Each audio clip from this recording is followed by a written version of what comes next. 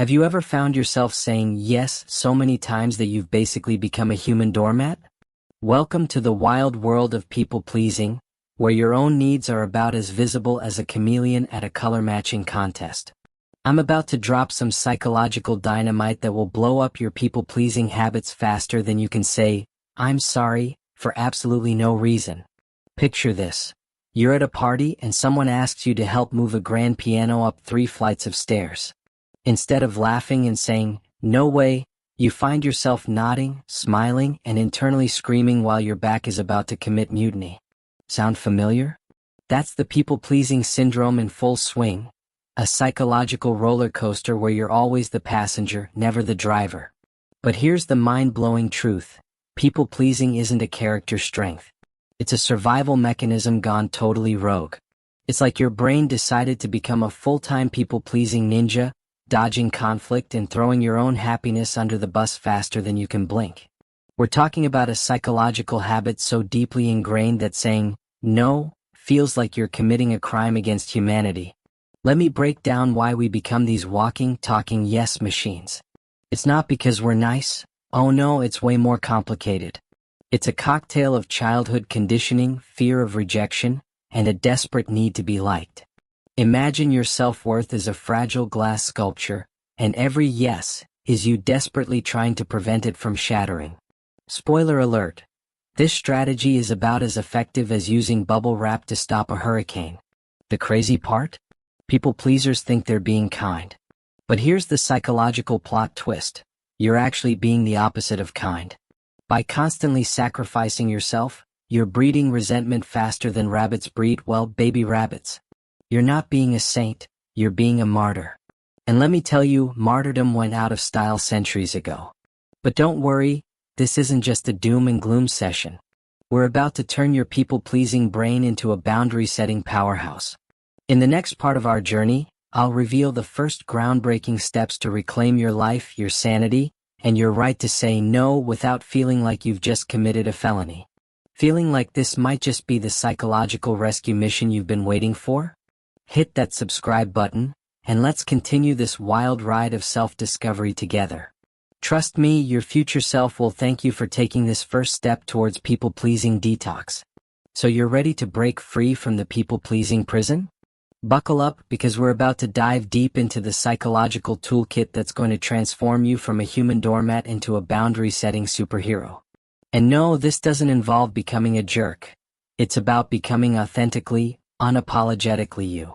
Let's talk about the first ninja move in your people-pleasing detox. Understanding your core motivation. Most people-pleasers are running from a deep-seated fear that's been playing hide and seek in their subconscious. It's not about being nice, it's about survival. Every yes is like a protective shield you've been wearing since childhood, believing that if you make everyone happy, you'll finally be safe, loved, and accepted. But here's the brutal psychological truth. That shield is actually a prison. Every time you say yes when you mean no, you're essentially telling yourself that your needs don't matter. It's like being the protagonist in your own life's movie, but you've cast yourself as an extra. Imagine watching a film where the main character constantly apologizes for existing. Sounds exhausting, right? The game-changing moment comes when you realize that setting boundaries isn't selfish. It's an act of self-respect. Think of it like being the captain of your own ship. Would a great captain let every random passenger tell them how to navigate? Absolutely not. You're the captain of your life, and it's time to take control of the steering wheel. But here's where it gets tricky. Your brain has been so conditioned to people please that changing this pattern feels like trying to teach a cat to do synchronized swimming. It's going to resist. Those little anxiety gremlins in your head will start screaming, but what if they don't like you? What if you're being mean? Newsflash, those gremlins are lying and they've been running your life's show for far too long. We're going to introduce a radical concept, the power of a strategic no. This isn't about being difficult or mean. It's about being honest and authentic. Imagine no as a love letter to yourself. Every time you say no to something that doesn't serve you, you're saying a big loud yes to your own peace, dreams, and well-being. But how do you actually do this without feeling like you're committing social suicide?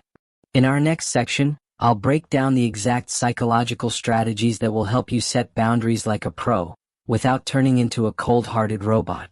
We're talking about compassionate, kind, but absolutely firm boundary setting that will make your past people-pleasing self look at you in awe.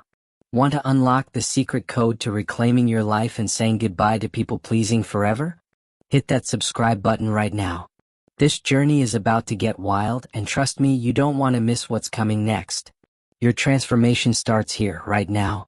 Alright, boundary warriors, we've reached the final frontier of your people-pleasing detox. This is where theory meets action, where you transform from a theoretical boundary setter to an actual life-reclaiming champion. Buckle up, because we're about to drop the ultimate psychological toolkit that will revolutionize how you interact with the world. Let's talk practical magic, the 7-day plan to obliterate your people-pleasing habits. Day 1 isn't about making huge changes. It's about micro-shifts that create massive transformation. Start with something small. One boundary, one no, that feels slightly uncomfortable but totally doable. Maybe it's telling a friend you can't help them move this weekend, or declining an extra project at work that would send you into stress overdrive. Here's a mind-blowing psychological hack. Practice the art of the gentle no. It's not about being harsh. It's about being honest and kind simultaneously. Instead of saying, "I'll try to make it work," which is basically people-pleasing code for yes, try, "I appreciate you thinking of me, but I can't commit to this right now." Notice the difference? You're acknowledging the person while still protecting your own boundaries. Day 2 and 3 are all about emotional detective work.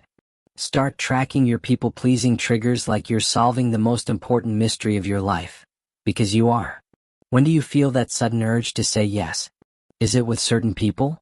In specific situations? Your body keeps the score, and it's time to listen. Anxiety, that pit in your stomach, the tension in your shoulders, these are your body's way of waving a red flag saying, "Hey, boundary alert." By day 4, you'll start to notice something magical happening. As you practice saying no, the world doesn't end. Shocking, right? Your worst fears, total social rejection, being seen as a terrible person, they're just elaborate stories your anxious brain has been telling you. The truth is, people respect boundaries far more than they respect martyrs. Days 5 and 6 are about rebuilding your self-worth muscle. Every time you choose yourself, you're sending a powerful message to your subconscious. You're worthy. You're important. Your needs matter just as much as anyone else's. It's like going to the gym, but for your self-respect. Each no is a rep, each boundary a weight that makes you stronger. By day 7, you'll realize something profound. People-pleasing was never about being kind. It was about fear. Fear of rejection, fear of conflict, fear of not being loved. But true kindness? True kindness starts with being kind to yourself first. You can't pour from an empty cup, and you've spent way too long running on fumes. Ready to break free from the people-pleasing prison and become the most authentic version of yourself? This is more than a video, it's a movement, and you're the leader. Hit that subscribe button now, and let's continue this journey of radical self-love and boundary setting. Your future self is waiting, and trust me, they're absolutely incredible.